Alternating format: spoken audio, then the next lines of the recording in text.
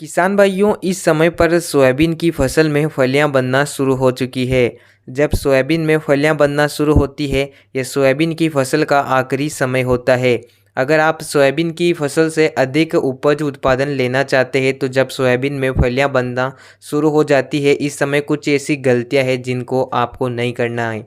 बहुत से किसान भाई सोयाबीन में फलियां बनते समय कुछ ऐसी बातों का ध्यान नहीं रखते हैं, जिससे सभी फलियों में दाने नहीं बन पाते हैं। दानों का आकार छोटा रह जाता है, फलियां सिकुड़ जाती है, जिससे उत्पादन कम निकलता है। ऐसे में किसान भाई किन बातों का ध्यान रखें जिससे सोयाबीन का उत्पादन ज़्यादा निकले। इस वीडियो में आपको पूरी जानकारी मिलेगी। आप इस वीडियो को आखिर तक ज़रूर देखिए। जो किसान हमारे चैनल पर नए हो, चैनल को सब्सक्राइब कर दे, पास में घंटी के निशान को दबाए, जिससे आगे भी आपको हमारी हर एक नए वीडियो की जानकारी मिलती रहे। किसान भाइयों, जो अर्ली वेराइटियाँ आती है उनमें अभी का जो समय है वो फलियां बनने का चल रहा है, और सोयाबीन की फसल में फलियां बन चुकी है और दाने बढ़ने का समय शुरू हो चुका है। इस समय पर कुछ ऐसी गलतियां हैं जिनका आपको ध्यान रखना है, जैसे कि इस समय पर सोयाबीन की फसल को किसी भी प्रकार से ग्रोथ प्रमोटर, टॉनिक या दानेदार खादों की ज़रूरत नहीं होती है, तो आप भूल कर भी किसी भी प्रकार से कोई भी खाद ना डालें। इसके अलावा इस समय पर सबसे ज़्यादा फसल में कीट व रोगों का अटैक दिखाई देता है, जैसे कि इल्लियों का अटैक या फंगस संबंधी बीमारियां। इल्लियां पौधे के तने के अंदर चली जाती है, लगातार फलियों को नुकसान पहुंचाती है। किसान भाई खेत में जाकर देखेंगे तो उन्हें इल्लियां नज़र नहीं आएगी, इल्लियां लगातार फलियों को नुकसान पहुंचाएगी।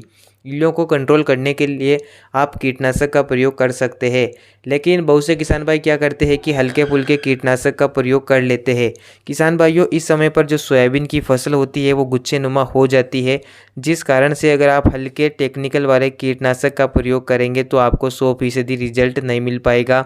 इल्लियों को पूरी तरह से कंट्रोल करने के लिए आपको हेवी कीटनाशक दवाओं का प्रयोग करना पड़ेगा, जैसे कि सिजेंटा की एम्प्लिको या अलीका या बायर की फेम। इन चीज़ों का अगर आप प्रयोग करेंगे तो इनका प्रयोग करने से सोयाबीन में इल्लियों को कंट्रोल किया जा सकता है। इसके अलावा इस समय पर फंगस का अटैक भी हो जाता है, जिससे सोयाबीन की फलियां सिकुड़ जाती है, फलियां काली पड़ जाती है, पौधे की ग्रोथ रुक जाती है, पौधे की जो फलियां होती है उनमें दाने बढ़ने भी शुरू नहीं होते हैं।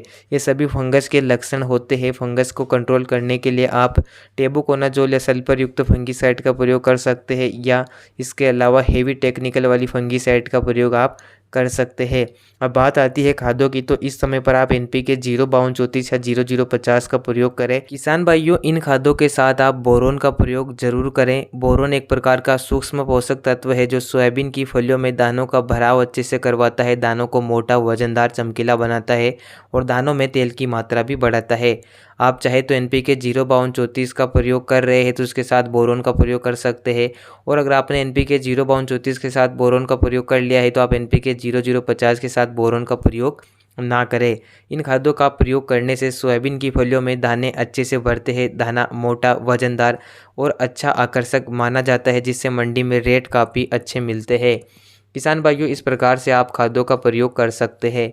किसान भाइयों, अगर आपके क्षेत्र में ज़्यादा बरसात होती है तो समय समय पर फसल का आप निरीक्षण करें। ज़्यादा बरसात से फसल में फंगस का अटैक हो जाता है, और अगर लंबे समय तक बरसात नहीं होती है तो सोयाबीन में फलियां बनते समय अच्छी खासी नमी की ज़रूरत होती है, तो आप उस हिसाब से सिंचाई प्रबंधन भी कर सकते हैं। किसान भाइयों, ये छोटी छोटी गलतियां जो अधिकतर किसान भाई सोयाबीन में फलियां बनते समय करते हैं, जिससे फलियां कम आती है, दाने अच्छे से नहीं भरते हैं और उपज उत्पादन कम निकलता है, और किसान भाई सोयाबीन की खेती से ज़्यादा उत्पादन नहीं ले पाते हैं। किसान भाइयों, इस वीडियो में इतना ही। मिलते हैं अगली नई वीडियो में। धन्यवाद। जय किसान।